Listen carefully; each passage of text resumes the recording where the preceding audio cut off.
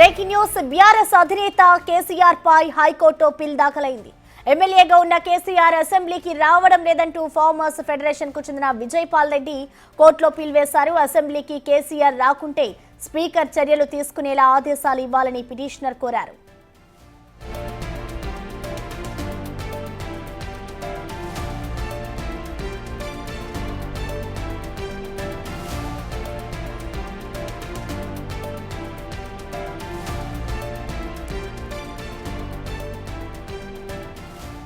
BRS అధినేత కేసీఆర్ పై హైకోర్టులో పిల్ దాఖలైంది. ఎమ్మెల్యేగా ఉన్న కేసీఆర్ అసెంబ్లీకి రావడం లేదంటూ ఫార్మర్స్ ఫెడరేషన్ కు చెందిన విజయ్ పాల్ రెడ్డి కోర్టులో పిల్ వేశారు.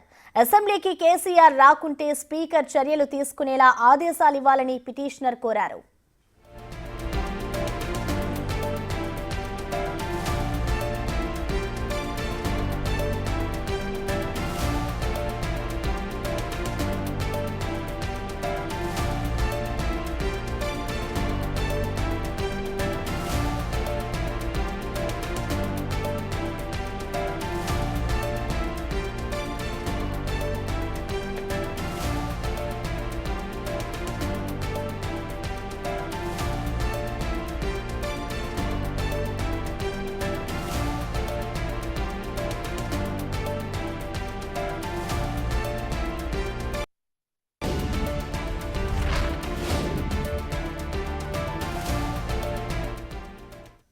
ఇక దీనికి సంబంధించి మనతో స్పందించేందుకు పిటిషనర్ తరపు అడ్వకేట్ శ్రీనివాస్ రెడ్డి గారు అందుబాటులో ఉన్నారు. నమస్తే అండి.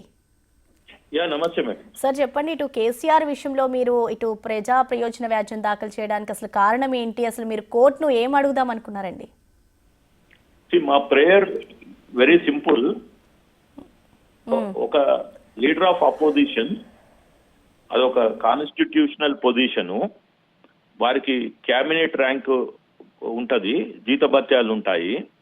ప్లస్ అపోజిషన్ లీడర్ అంటే వాళ్ళ ఒక పార్టీ గొంతే కాదు, మిగిలిన అపోజిషన్ లీడర్స్ తోటి కూడా సమన్వయం చేసుకుంటూ సమాజంలో ఉన్న ప్రజల గొంతు వినిపించాలి ఏది అసెంబ్లీలో.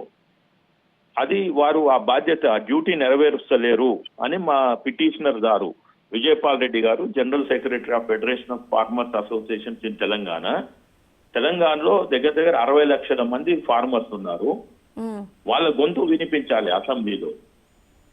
సరే, ప్రభుత్వం చేస్తుంది, వాళ్ళు మంచి చేస్తున్నారు ప్రభుత్వము, కానీ అపోజిషన్ లీడర్ గా ఇతను రాకుండా, నిన్న చూడండి, మొన్న అతను ఒక పాస్పోర్ట్ తెచ్చుకోవడానికి వెళ్ళాడు, తర్వాత పార్టీని బలోపేతం చేస్తా అంటున్నాడు. కానీ ప్రజాస్వామ్యంలో అపోజిషన్ లీడరు ఆయన రోలు రెస్పాన్సిబిలిటీ చేస్తలేడు. తర్వాత కేసీఆర్ లేని లోటుని హరీష్ రావు, కేటీఆర్, కవిత బయట మాట్లాడుతున్నారు. మా నాయన రాకుంటావా, మా మామ రాకుంటావా, మేము ఉన్నాము, ఆయన అవసరం లేదు అని మాట్లాడుతున్నారు. ఇది ప్రజాస్వామ్యాన్ని అవమానపరచటం. ఇప్పుడు ఒక బాధ్యత ఇచ్చారు ఒక తండ్రిగా, లేకుంటే అందులో ఒక పెద్ద సభలో అతనికి ఒక బాధ్యత ఇచ్చారు, ఆ బాధ్యత నెరవేరుస్తలేడు. పైపెచ్చు వాళ్ళ పార్టీలో మేము రేపు ప్రజల దగ్గరికి వెళ్తాము అంటున్నారు. అంటే పార్టీ బలోపేతం చేసుకుంటున్నారు, కానీ ప్రజల గొంతు వినిపించాలనే మినిమం పొలిటికల్ సెన్స్ లేదు అని నాకు అనిపించింది. అంటే శ్రీనివాస్ రెడ్డి గారు, ఇప్పుడు మీరు ఏదైతే హైకోర్టులో ఈ పిల్ వేస్తారో, మరి దీనికి సంబంధించి విచారణ జరుగుతుంది అనుకోవచ్చా? అంటే పిల్ అనేది ఎట్లా ఉంటుంది అంటే ఇది ఒకటి, మేము అప్లికేషన్ అంటే పిటిషన్ సబ్మిట్ చేసినాక దాన్ని స్క్రూటినీ చేస్తారు, తర్వాత రిజిస్ట్రార్ జనరల్ దగ్గరికి పెడతారు. అది అయిపోయినాక అందులో ఏమైనా లోటుపాట్లు ఉంది, ఈ పిల్లులో అన్ని ఫార్మాలిటీస్ కంప్లీట్ అయితే అది బెంచ్ మీదకి వస్తుంది, చీఫ్ జస్టిస్ వారి బెంచ్ మీదకి వస్తుంది. మేమైతే మండేకి వస్తుంది అనుకుంటున్నాము. నిన్న మేము సబ్మిట్ చేశాము, మాకు నెంబరింగ్ అయింది, స్క్రూటినీలో ఉంది యాజ్ ఆఫ్ నౌ. మేము ఆ స్క్రూటినీలో ఏమన్నా ఉన్నా మా అడ్వకేట్స్, మా లీగల్ టీము, మేము అందరం ఇప్పుడు హైకోర్టులోనే ఉన్నాము. ఏమన్నా మాకు సమాచారం అడిగినా రిజిస్ట్రార్ జనరల్, ఎందుకంటే ఇది పొలిటికల్లీ మోటివేటెడ్ అనుకుంటా మా వాదన మేము వినిపిస్తాము. ఎందుకంటే మాకు ఇక్కడ ఎక్కడ ప్రజా వాయిద్యమే, ఇది మా పర్సనల్ ఇంట్రెస్ట్ లేదు. and my neither my client is not a politician.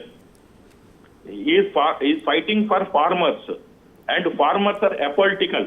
So మా వాదనలు ఉన్నాయి. మేము ఒకవేళ జ్యుడిషియర్ రిజిస్ట్రీ వారు మాకు ఏమన్నా అబ్జెక్షన్ చెప్పినా మా వాదనలతో రెడీగా ఉన్నాము.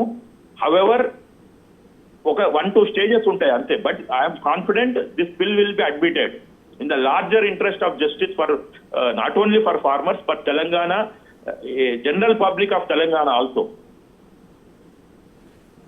ఓకే. ఎస్ శ్రీనివాస్ రెడ్డి గారు, అంటే గతంలో ఎప్పుడైనా ఇలా ఒక ప్రజాప్రతినిధిపై చర్యలు తీసుకున్న సంఘటనలు ఏమైనా ఉన్నాయండి? మన రాష్ట్రంలో లేవు మేడం. తెలంగాణ ఏర్పడినాక ఎప్పుడు జరగలేదు. ఎందుకంటే ఆపోజిషన్ లీడరు జానారెడ్డి గారు వారి డ్యూటీ నెరవేర్చారు. Leader of opposition, first leader of ఆపోజిషన్ గా దగ్గర 4 సంవత్సరాలు 300 రోజులు చేశారు. ఏది అసెంబ్లీ డిజాల్వ్ అయిపోయిందంట.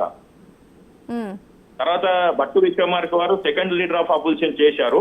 కానీ వారి పదవి పోయింది. ఎప్పుడు ఆ 22 మంది ఎమ్మెల్యేలు, కాంగ్రెస్ ఎమ్మెల్యేలు బీఆర్ఎస్ లో మర్జ్ అయినాక 2/3 అప్పుడు వీరికి లీడర్ ఆఫ్ ఆపోజిషన్ పోయింది భట్టి విక్రమార్క గారికి.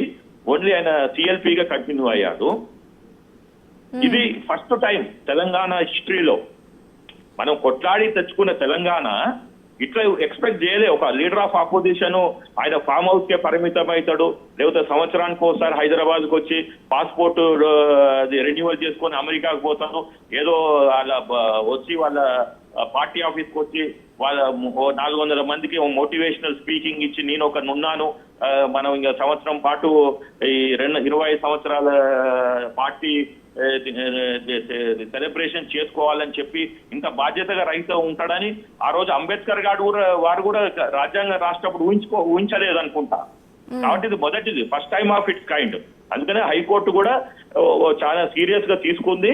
అక్కడ రిజిస్ట్రార్ కి మేము పర్సనల్ కలిసినప్పుడు చెప్పారు, ఎస్ ఇది ఫస్ట్ టైం, కానీ మేము రైతులకి తెలంగాణ ప్రజలకి న్యాయం చేయడానికి మా సాయశక్తులు కృషి చేస్తామని చెప్పారు.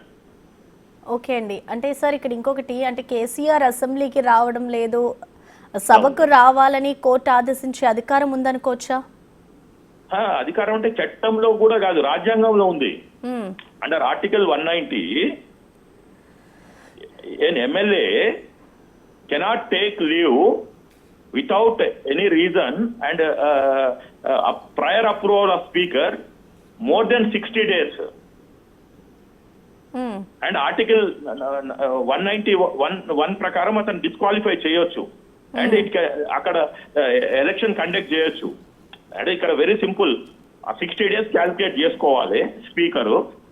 ఇప్పుడు బాధ్యత అంతా honourable speaker plus secretary general of Telangana legislative council assembly వారి ఆఫీస్ మీద ఉంది. ఇప్పుడు కోర్టుకి చెప్పవలసింది ఏంటంటే వారు 60 రోజులు కన్నా ఎక్కువ అబ్సెంట్ అయ్యారు కాబట్టి ఇప్పుడు వీళ్ళు చర్యలు తీసుకోవాలి. అండర్ ఆర్టికల్ 190 కింద 191 కింద election commission of India declare చేయాలి, ఇతన్ని డిస్క్వాలిఫై చేశాము because of this reason and you call for an election in Gajwel constituency అని. Not only leader of opposition but Gajwel కూడా ఎలక్షన్ వస్తుంది. ఓకే అండి. ఒకవేళ అసెంబ్లీలో ఇతను leave of absence speaker approval ఉంది అని కోర్టుకు చెప్తే కోర్టు ఓకే వాళ్ళిద్దరి సమస్య, ఆయన అప్లికేషన్ లీవ్ అప్లికేషన్ పెట్టాడు, స్పీకర్ లీవ్ గ్రాంట్ చేశాడంటే ఇంకా వాళ్ళిద్దరి మధ్యన సమస్య అది. నాకు తెలిసిన సమాచారం ప్రకారము ఈవెన్ ముఖ్యమంత్రి గారు కూడా చెప్తున్నారు కదా, వారు అసెంబ్లీకి ఎందుకు వస్తలేరు మాకు తెలుస్తలేదని. అంటే ఇప్పుడు పబ్లిక్ డొమైన్ ఉన్న ప్రకారం అయితే ఆయన లీవ్ ఆఫ్ అబ్సెన్స్ అడగలేదు, వీళ్ళు గ్రాంట్ చేయలేదు. సో ఈజ్ లైక్ కుర్రవాడుగా ఇంకా స్కూల్కి రావట్లేదండి. హెడ్ మాస్టర్ టీసీ ఇచ్చి పంపిస్తాడు. లేదు అతను సిక్ లీవ్ ఉంది అని ఫస్ట్ లీవ్ పెట్టుకొని లీవ్ అప్లికేషన్ గ్రాంట్ చేసి హెడ్ మాస్టర్ గ్రాంట్ చేస్తే అప్పుడు ఓకే. సో ఇట్లా సింపుల్ ఫండ్ ఇక్కడ. So article 190 and 191 is very crucial for KCR whether he will continue or not to continue as Gajwel MLA. Okay, sir. Okay, thank you, sir. Thank you, madam.